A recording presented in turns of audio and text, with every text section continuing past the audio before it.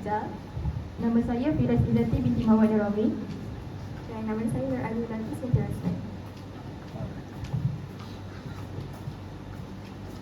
Ini merupakan isukan bersaing kami. Soalan tugasan. Pengenalan. Historiografi Melayu merupakan bidang kajian yang meneliti cara, corak dan pendekatan penulisan sejarah dalam konteks pemikiran, budaya dan kepentingan masyarakat Melayu pada sesuatu zaman. Baris ini sering menjadi perbahasan penting kerana karya sejarah tidak dapat dipisahkan daripada pengaruh penulis dan konteks politik semasa. Perdebatan mengenai corak penulisan sejarah ini telah menimbulkan antara kelompok yang mendukung pendekatan kolonial barat dengan golongan nasionalis yang berusaha menunjukkan perspektif tempatan. Baiklah, seterusnya kita pergi kepada perspektif pensejarahan Malaysia daripada dua perspektif. Yang pertama adalah perspektif kolonial dan yang kedua adalah perspektif tempatan. Pertama sekali, mari kita telusuri pensejarahan Malaysia daripada perspektif kolonial. Antara ciri-ciri pensejarahan Malaysia daripada perspektif kolonial ini adalah pertama, penulisan yang berat sebelah. Penulisan Malaysia daripada perspektif penulis kolonial ini hanya berdasarkan kacamata perspektif barat, semata-mata tanpa melihat sendiri suasana semasa di tanah Melayu. Yang kedua, pensejarahan daripada perspektif penulis kolonial ini juga bersifat sentrik Eropah, iaitu mengagung-agungkan peranan British sebagai pembawa kemajuan, ketenteraman dan juga pentadbiran yang bersistem. Tambahan lagi, pensejarahan Malaysia daripada perspektif penulis kolonial ini selalu menafikan perjuangan tokoh tempatan. Jadi, peristiwa-peristiwa tokoh tempatan yang memperjuangkan tanah air ketika itu dipertabelikkan dan mereka dilabelkan sebagai pendahaka dan juga pemberontak.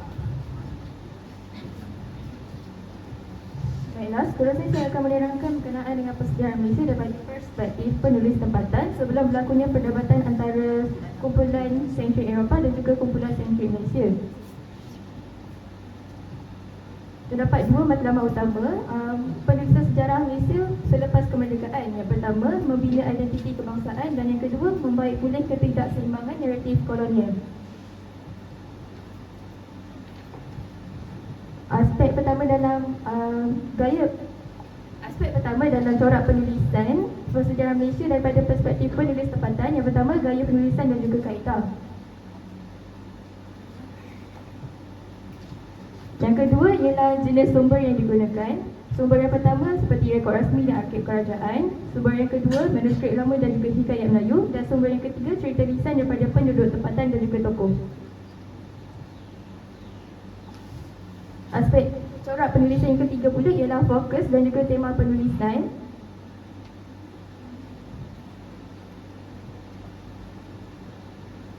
Dan aspek yang terakhir ialah peranan bahasa Melayu.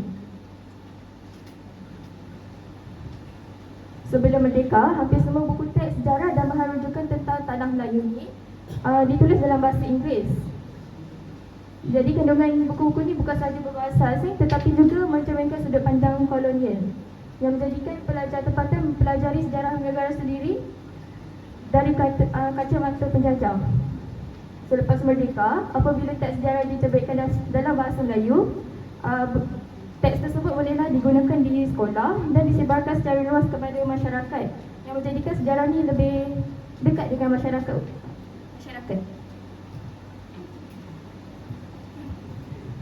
Diteruskan lagi dengan kronologi dan juga isu perdebatan yang muncul pada ketika itu. Pertama sekali kita lihat pada zaman penjajah British, sejarah tanah Melayu ni ditulis oleh penulis tempatan yang dibuat dalam bentuk naratif dan juga dia hanya menyumbangkan kepada institusi raja dan golongan pemerintah saja. Jadi berlakulah perdebatan iaitu penulis British ni mempertikaikan penulisan yang ditulis oleh sejarawan tempatan ni sebab menurut mereka tema penulisan ni tidak mengikut disiplin sejarah yang sebenar sebab hanya menumpukan pada satu topik saja iaitu kepada hal-hal misalnya. Yang kedua, zaman penjajahan British. Jadi British penulis tempatan pula dia mendakwa penulisan barat ini bersifat barat sebelah dan menepikan soal memahami masyarakat semasa menulis persejarahan tanah Melayu.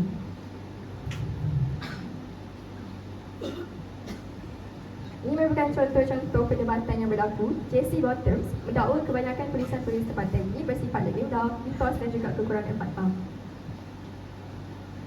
Seterusnya, berlaku juga perdebatan daripada sajaran tempatan yang berpendapat bahawa tulisan sejarah yang mengandung unsur legenda, mitos dan dongeng ini boleh menghasilkan tulisan sejarah.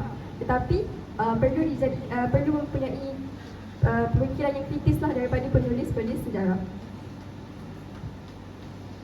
Seterusnya, sejarawan teknik-sentrik tempatan mendakwa penulis barat ini turut menggunakan lisan dan juga sumber yang menggunakan unsur sastra. Contohnya, penulisan L.C. Thompson. Jadi pada tahun 1949, perkembangan penulisan sejarah ini dia makin berkembang apabila wujud Jabatan Sejarah di Universiti Malaya di Singapura. Jadi dekat sini isu-isu perdebatan antara sentrik Eropah dan juga sentrik tempatan ini semakin dikaji dan dibahas. Berlakulah beberapa perdebatan antara pendukung sentrik Eropah dan juga sentrik tempatan. Baiklah, seterusnya perubahan kepada sentrik Malaysia selepas berlakunya perdebatan tersebut. Yang pertama, perubahan ke arah penulisan yang lebih kritikal, iaitu penulis tempatan mula menggunakan kaedah saintifik dan juga empirikal. Yang kedua, penggunaan sumber yang lebih pelbagai dan menyeluruh. Sumber kolonial masih digunakan tetapi dikurangkan dan juga diterjemahkan dalam bahasa Melayu. Yang ketiga, pemulihan nilai tempatan dalam penulisan sejarah moden. Penulis tempatan mula mengkaji lebih banyak tema berkenaan dengan masyarakat tempatan berbanding berkenaan dengan golongan pemerintah. Yang terakhir ialah kepentingan pelbagai perspektif. Yang kepentingan pertama ialah kita dapat menyediakan gambaran sejarah yang lebih menyeluruh. Yang kedua, kita dapat mengimbangi naratif kolonial dan nasionalis. Yang ketiga ialah kita dapat memperkukuh identiti nasional dan kesedaran jati diri. Yang terakhir ialah kita dapat menggalakkan pemikiran kritis terhadap sumber sejarah.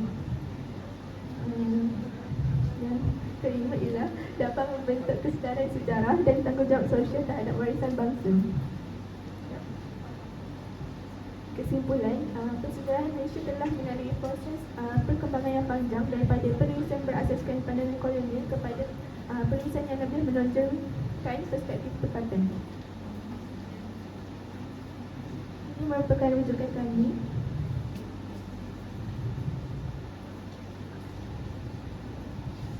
Tulis, ini buku. Sekian sahaja daripada kami. Terima kasih. Terima kasih kepada kumpulan Ahmad. Jadi seterusnya kita akan beralih kepada sesi soal jawab selama 2 minit. Terus silakan. Tak balik slide nombor 4.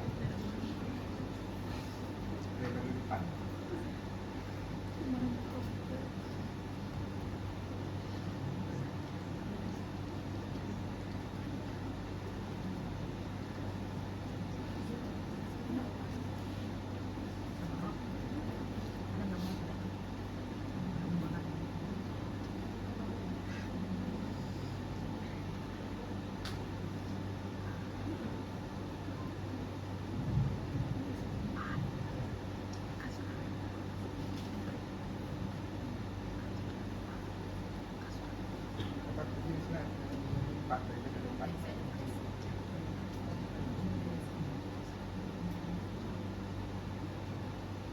Bukan daripada harapan. From previous one. Sebab keluar daripada elite daripada player. Dua empat letak dalam ini. Nombor 5. Next. Next.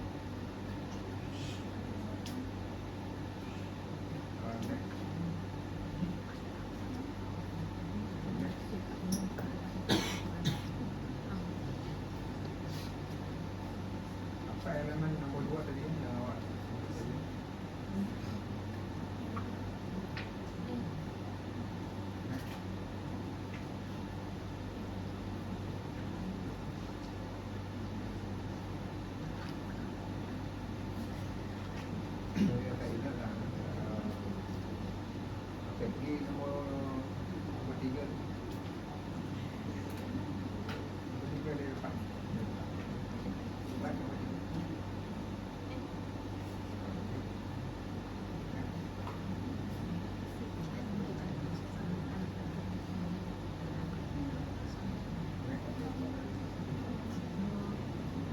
besar.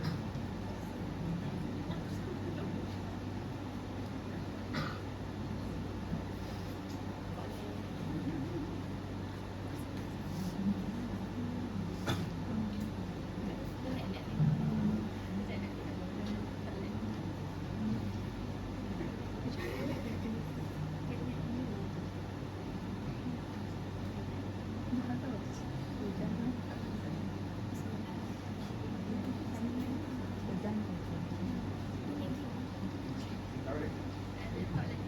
Ha?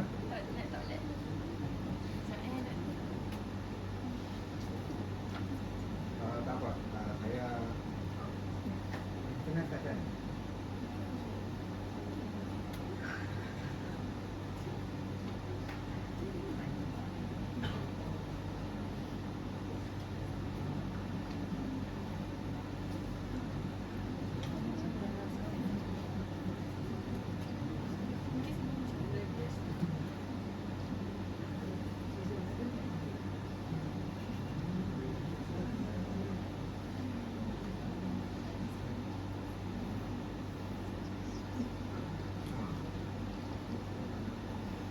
Gua perhatikan citation yang pertama.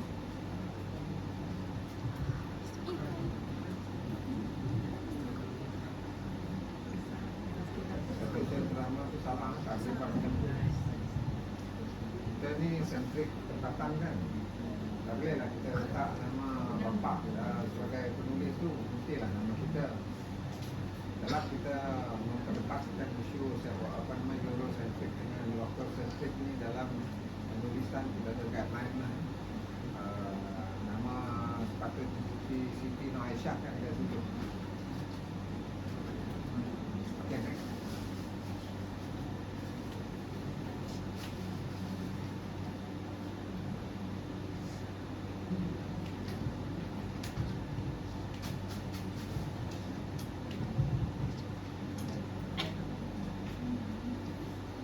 Okey, itu saja saya punya teguran.